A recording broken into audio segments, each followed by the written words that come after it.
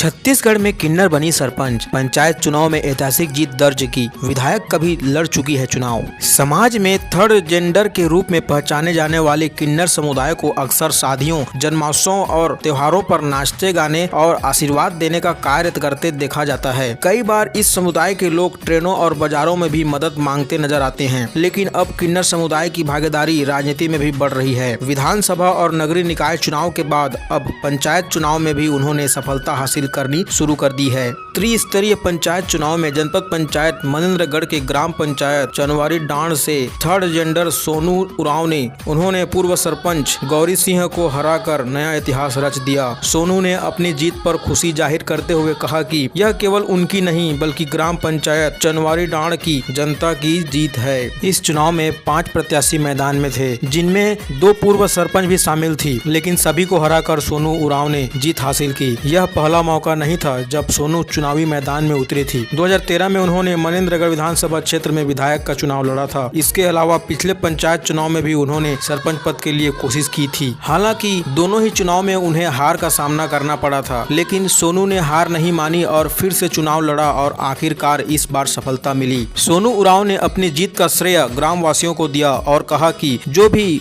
वादे किए गए हैं उन्हें प्राथमिकता के आधार पर पूरा किया जाएगा। उनकी प्रमुख योजनाएं इस प्रकार हैं: ग्राम पंचायत चनवारी डांड को सुंदर और विकसित बनाना, युवाओं के लिए रोजगार के अवसर उपलब्ध कराना, शासन की जन कल्याणकारी योजना का लाभ जरूरतमंदों तक पहुंचाना, गांव वासियों की समस्या का समाधान करना। सोनू ने चनवारी डांड की जनता के प्रति आभार व्यक्त किया और कहा कि वह अपने कार्यों से ग्राम पंचायत को एक आदर्श पंचायत में बदलने की दिशा में प्रयासरत रहेगी। उन्होंने यह भी कहा कि जनता ने उन पर जो भरोसा जताया है उसे वह पूरा ईमानदारी और मेहनत से निभाएंगी।